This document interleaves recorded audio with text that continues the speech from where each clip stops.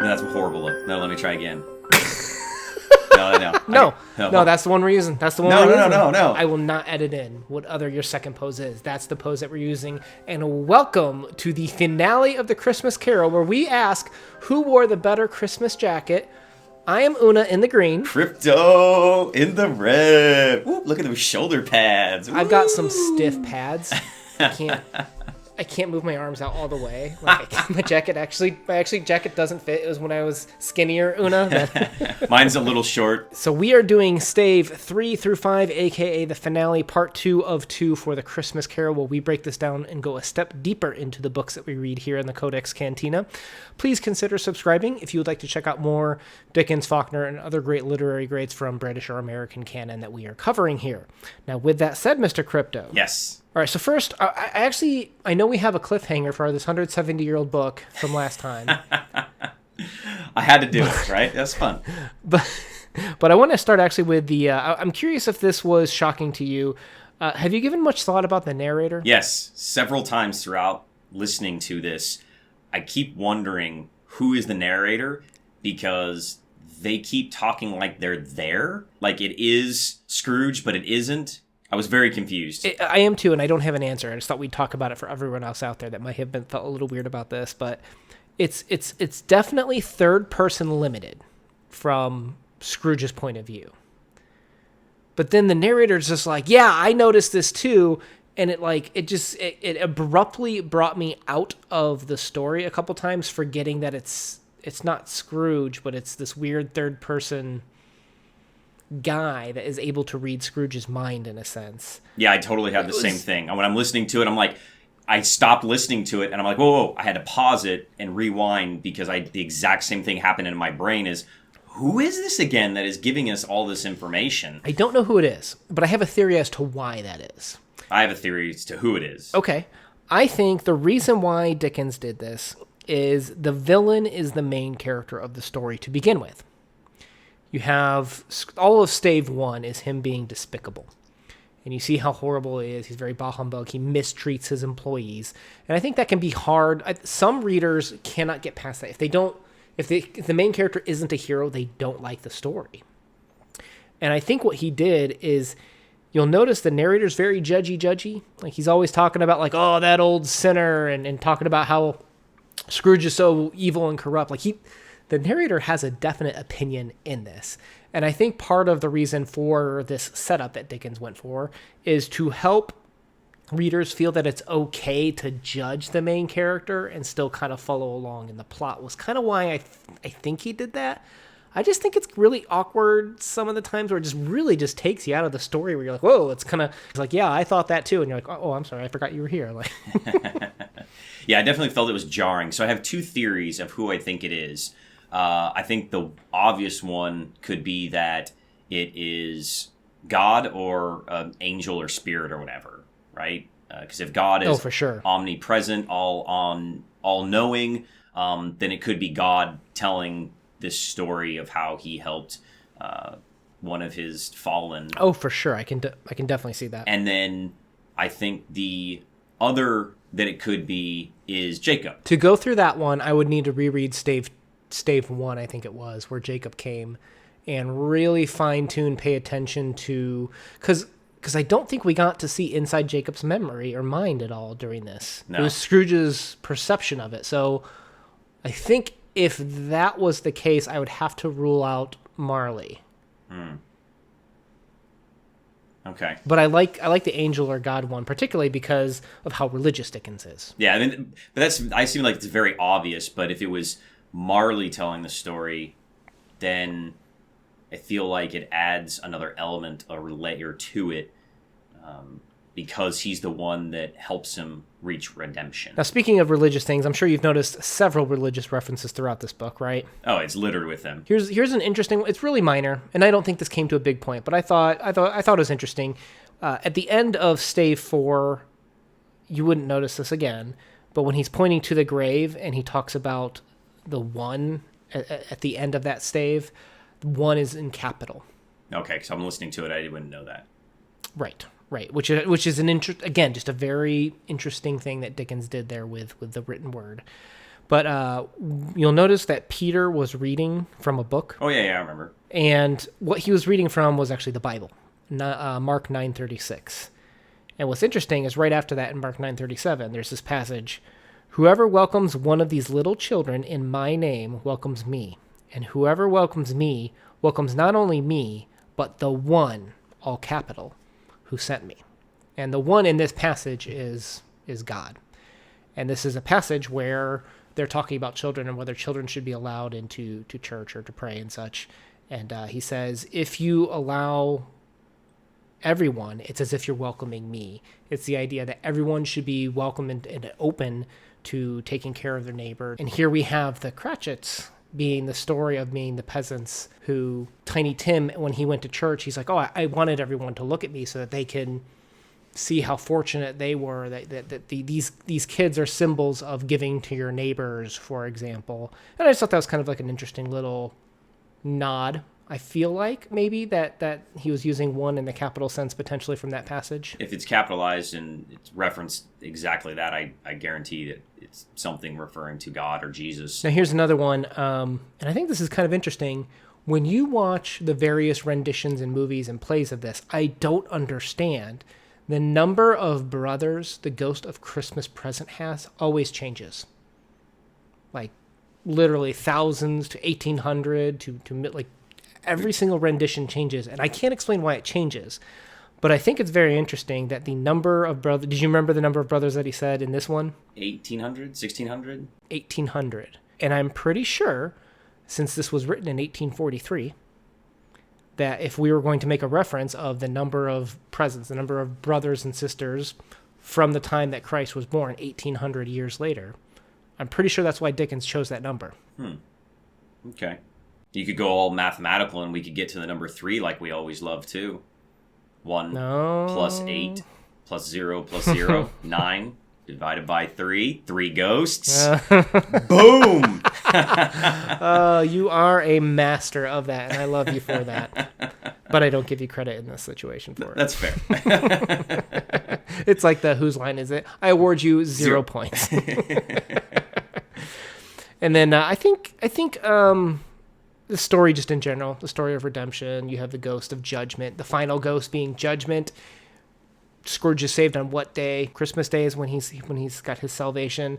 There's just a ton there, and I don't think it's worth belaboring the point, but I think it's worth noting that there are tons of literary elements into this related to religion specifically. Yeah, but that brings up one of my talking points of, so this is our go-to story that has been replicated so many times and has so many different variations, and it is not a perfect story overall, but I think it is the ideal, stereotyped, perfect redemption story, right? I mean, it encapsulates everything about a redemption story, and I think that's why he does that weird narrator thing. But my question about this to you is, why Scrooge? Well, I think what we saw in Stave 1 with all the ghosts over town, this is a societal issue. Many people were visited and given the opportunity to change their tune. Oh, so we're assuming that this happens to all of these terrible people, that they have a chance to be redeemed? Everybody has a chance to be redeemed in Christianity, correct? True.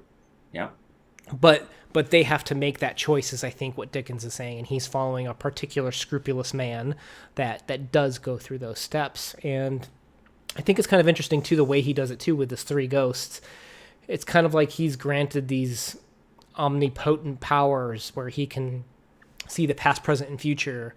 I think it opens it up and makes it, I mean, realistic isn't the right word, but it makes it approachable by, I think, people of all walks of life, as opposed to it being so biblical. Like here's the one that saves you. I'm going to show you the way. Yeah, I like that. Instead, it makes this story, I mean, even when you look at the beginning, like we talked about with the narrator that allows you to judge the main character who's a bad person, I think breaking up these powers and showing past mistakes, and he once had empathy, and he saw the bad things that he did and how good of a person Fezziwig was, it allows Scrooge wasn't saved by the ghosts. Scrooge was saved by his own decisions. And that's very important, depending on what religion you come from. Yeah. But I think this hides so many of those religious factors in just a very approachable story that you don't even need to notice or care about these things, and you can still enjoy the story for as it is. Yeah, because I was about to argue against that, because in the religion that is obviously the underlying influence of the whole story, it's not you that saves you. You have to give yourself up to God and his one son in order to be saved and redeemed. You can't do it yourself. That's kind of the whole point of the religion. And this story, he takes that idea and makes it more approachable to all the people, like you said, because otherwise it breaks the normal mold where Scrooge saves himself. Yeah, and that's I was very careful in my wording where I don't remember the exact words now, but I was saying depending on the religion that you're from. Yeah. Right? Yeah. But why not Marley? And why was Marley not allowed? Why didn't Marley save himself? Why is Marley allowed to go tell Scrooge? Are the other spectrums, spirits, Marley-esque characters allowed to go tell their really terrible, awful friends to try to find redemption? You know, and maybe Dickens made a point to say at one point Scrooge had empathy. That was stave 2. Right, to say that you used to be a good person, you used to care, you loved your sister until she. I loved your theory. I loved your theory about how he was connected to humanity through her, and maybe when she passed away, he lost that and took away joy from others by taking their their gold, stuff like that. Like that was such a beautiful way to describe that. We don't know Marley's story. We don't know Marley's philosophy. We don't know what drove him towards that way. Was he visited? Was he not? That's the prequel that should come out in by one of Dickens' many heirs, perhaps. I don't know. So my last other talking point to that was, how did you feel about some of the loose ends that aren't tied up? And as I said, I think this is a perfect redemption story and the go-to one to meet all the check boxes, mark all the boxes. But how did you feel about some of the things that are left unanswered that I wanted to see what happened, and they aren't? For example, when he's in the present and he sees the people that are happy that the person that owned their debt is dead, which is kind of like morbid. And the one lady's like, but that was the feeling I had in my heart first, but I asked God for forgiveness for it. Like, all of that, I know, was there to show how terrible he was and that he needs this redemption, but nothing comes about of it. Like, we don't know if he goes over to those people's houses and, like, rips up their debt ticket in front of them and be like, all your debt's forgiven. I think there's multiple ways to attack that. I think the point being is you saw he now needed to treat his fellow man better. Have you ever read the story 3 Questions by Leo Tolstoy? No, but we should. Well, I can make that happen for you. But, okay, so let's not go into that if we're going to read that. Let me back that up because I don't want to spoil that for you. Okay. Let me just instead say that the most important thing you can be doing if we go back to Dickens's religion, it's to treat your neighbors with love and respect, because that's like treating, God with love and respect. I think when you see Scrooge accept that he's behaving wrong and he's now in the moment changing his trajectory, I think you can assume he's going to do right by mankind, and I don't think you need to see that. But also I think just the pacing, like that last stave, I don't know how you felt. It's too short. But that was by design, right? Because all the sentences were very staccato. Everything was very quick. I felt it getting choppier at the end, especially with the reading. It almost came poetic. It did, because he very specifically made his sentences quicker. They are very staccato in how they are written. And you wouldn't know this if you were just listening, but like, oh my gosh, every single sentence was an exclamation point. I was like, calm yourself, Dickens. Good Lord. No, I felt it in the audio because the narrator it felt like the guy had, done some crack or something that morning. I'm like, dude, like, I actually had to turn it down. I had, when I was driving, I turned it down because normally I keep it at like, a decent, moderate level. And, so he was getting... The audio... The book got turned up too. Like, Yes, it did. Dickens turned up. All right. So overall, we are now reading this for the first time. Mr. Crypto, reading the original source material for something that has been reproduced many times. I know it's hard to rate because you've heard the story in so many of its different forms. Try your best. Scale of 1 to 10. You give Christmas Carol by Charles Dickens a 7. I'll go with 7 too. No, I think I was debating 7 or 8. no, I don't think it's that good of a story to be anything higher than really a 7. But I think that it is a go-to literary roadmap for somebody that wants to write something like this or learn something like this. All right, last question is for our audience. Who wore it better? The green or the red?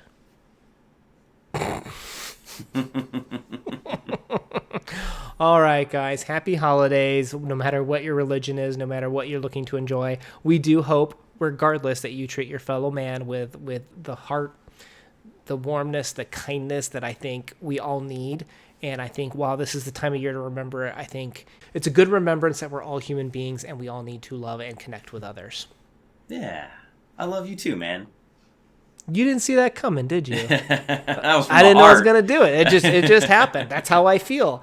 And if this were in written word, like in the subtitles, you know how YouTube like automatically translates sometimes. I hope they put exclamations behind everything I just said. Everything you said.